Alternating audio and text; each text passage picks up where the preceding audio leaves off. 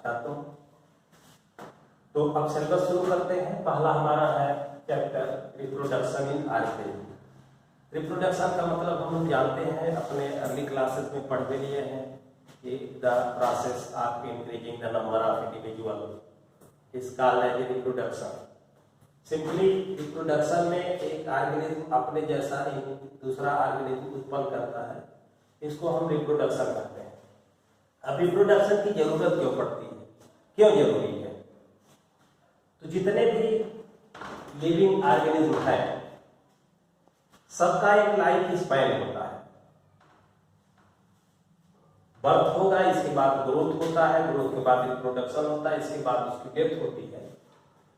तो उस life span को सभी ऑर्गेनिज्म फॉलो करते हैं। जितने भी लिविंग ऑर्गेनिज्म हैं जो यहाँ पर जन्म लिया है उसकी मृत्यु निश्चित होती है, और उसी दोनों पीरियड को, दोनों के बीच की पीरियड को हम बोलते हैं कि लाइफ स्पैन है। तो कहा गया कि period between the birth and natural death is called life span. Then after completion of their life span all organism undergoes death. Then if they have no ability or they do not increase their number, then their species become extinct. Then we can say the reproduction is required for existence of species. It is required for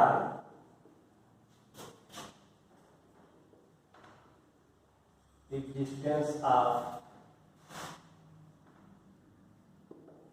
species.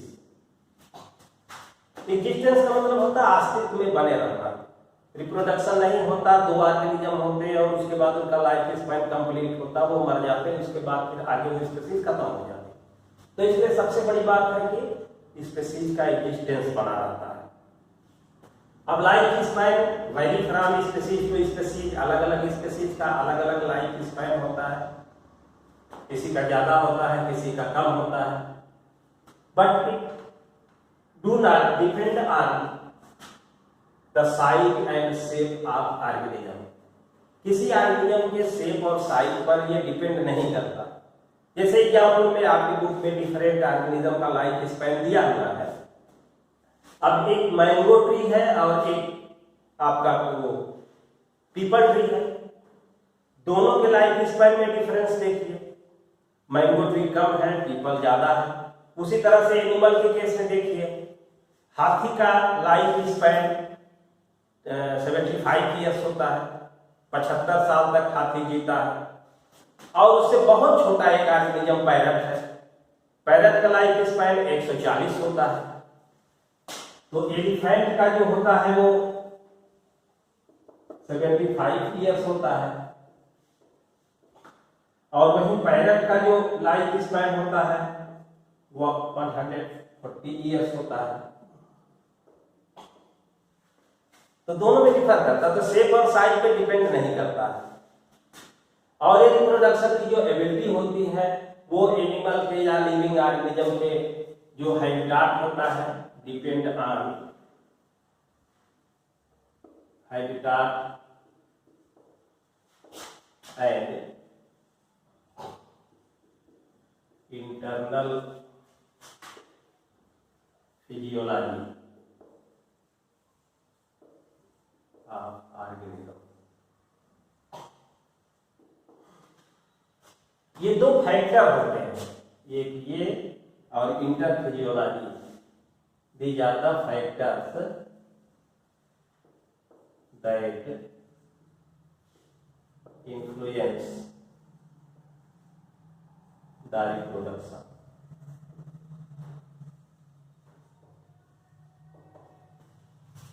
ये factor है, और कुछ other factor भी होते हैं जो local factor होते हैं, टेम्परेचर कम है या ज्यादा है, इसका भी असर पड़ता है रिप्रोडक्शन पे। अब ये कहा जाए कि कोई भी ऑर्गेनिज्म इस पृथ्वी पर, इस प्लेनेट पर इमोर्टल नहीं है। Any organism is not immortal on this earth, but exception is the unicellular organism. Unicellular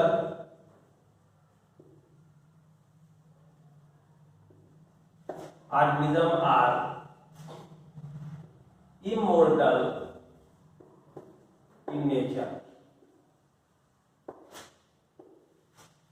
unicellular organism जैसे अमीबा है, इसको इमोर्टल कहा जाता है। कारण क्या है? इनका जो रिप्रोडक्शन होता है, जो एग्जिस्टिंग सेल है, जो पेरेंटल सेल है, वही सेल दो भागों में टूट जाती है और जो पेरेंटल सेल वो खराब नहीं होती है, उससे दो पार्ट बन जाते हैं, दो ऑर्गेनिज्म डेवलप हो जाते हैं। इसलिए इनको एक्सेप्शन में लिया जाता है कि except the unicellular organism, any organism having no immortal nature, उनका किसी का इमोर्टल नेचर नहीं है, इसको छोड़ करके यूनिसेलुलर ऑर्गेनिज्म, इनको हम कहते हैं कि ये इमोर्टल होते हैं। अब इसके बाद एक्चुअल रिप्रोडक्शन। इमोर्टल का मतलब क्या है? इमोर्टल का मतलब होता है कि जो कभी मरता नहीं, अमर है।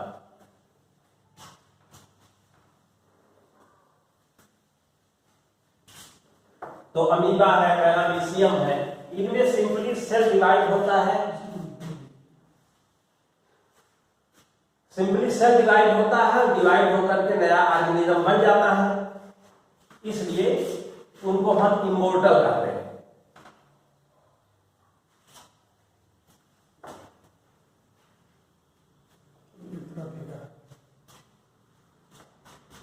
अब रिप्रोडक्शन में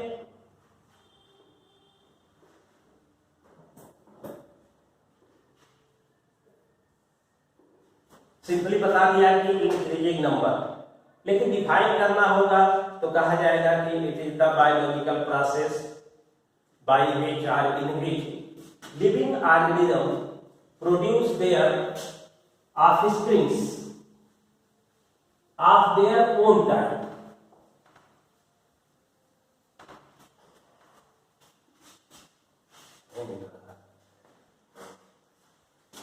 तो क्या है ये? बायोलॉजिकल प्रोसेस है। Biological process in which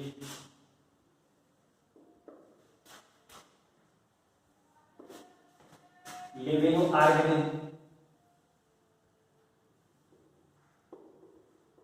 produce their own offspring of their own time,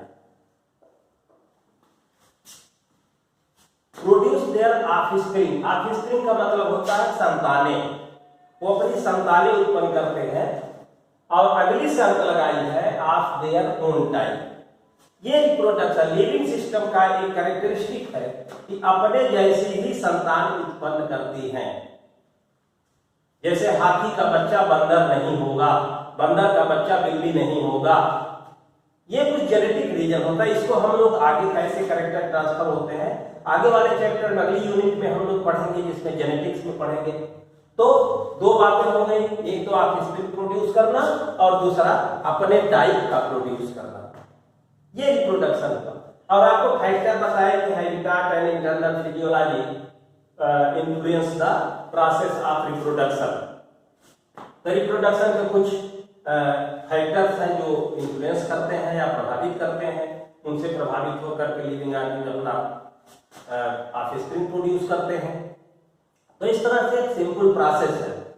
अब इसको हम रिप्रोडक्शन को डिवाइड करते हैं दो कैटेगरी में, दो प्रकार से, दो मैकेनिज्म होता है इसका।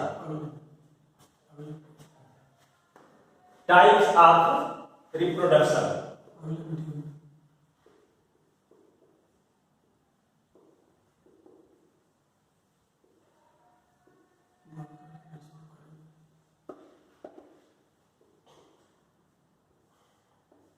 ये हेडिंग हम अगले पार्ट में आपको देंगे, सेकेंड पार्ट जो चैप्टर का होगा।